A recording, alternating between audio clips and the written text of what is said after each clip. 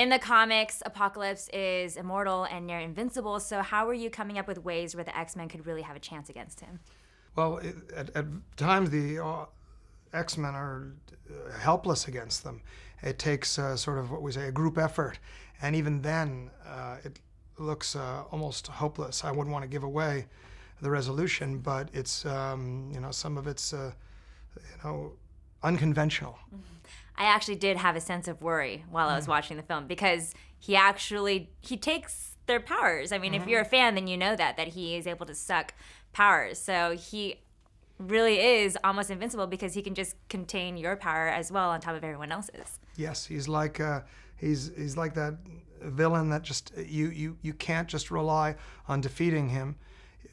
You have to wait till he makes a wrong move or a mistake, and then you get in there if you can, and that's all the audience or our heroes can hope for.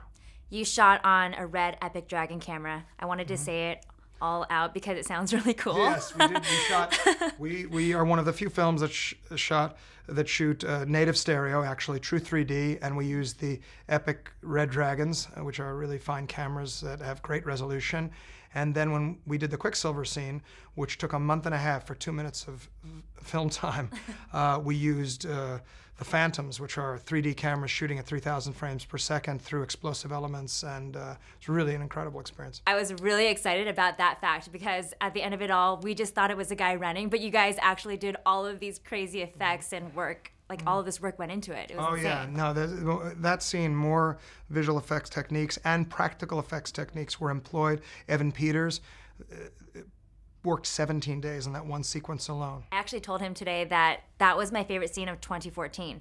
The Days of Future Past Quicksilver scene was my favorite scene, hands down, of the entire year. It was so awesome. That's sweet. Thank you. The music in this film is totally awesome. It really gets us going because it's just, of course, the X-Men melody. I think I was humming the melody for like 24 hours after I saw the movie. I will convey that to the composer. John Ottman, who actually works on every single one of your movies, correct? Most of my movies, and he's also the editor. So the two of us, we're in rooms together for a very long time. We went to college together, so he's when the film's over, he's happy to be rid of me for a period. And when he picks up the phone and I'm calling him, "Hey, John, I have another," he's like, "Oh, God." But if it's another X-Men movie, then you can just use the same melody, right? And he can kind of just add to it? Oh, it's not that simple. If he heard that, he'd be like, just add to it. Oh my, you have no idea. I had to write 180 minutes or whatever, some huge amount of time of music. No, it's a task, and for him, he supervises. He doesn't just hum the melody. He writes every part for every instrument. He's practically an orchestrator. So, it's a lot of work, that and the editing and the post-production, bringing in the visual effects. For one of these movies, it's a round-the-clock job. We have visual effects vendors all over the world. Made in Hollywood. Thanks for watching this interview. As always, don't forget to subscribe and let us know what you think in the comment section below. For the next Made in Hollywood interview, click right here. Do it. Click it.